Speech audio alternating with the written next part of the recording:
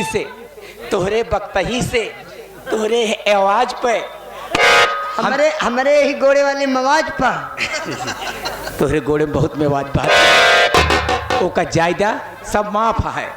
हमसे तो से बहुत प्यार करे लगे, लेकिन एक बात का दुख यह है बेटवा, प्यार कर दिया है।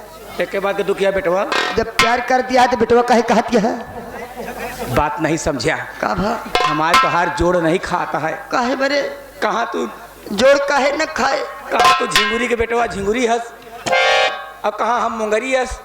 तू मुंगरी हूँ ना, तो हम मुंगरा बन जा, चिंता जिन करा। लेकिन पंचव कोनो बात नहीं बा। एक बात का दुख यह एकदम हलू कहा एकदम। हाँ हलिक तो ही। कैसे राजा? कैसे? हाँ अरे मेरी जान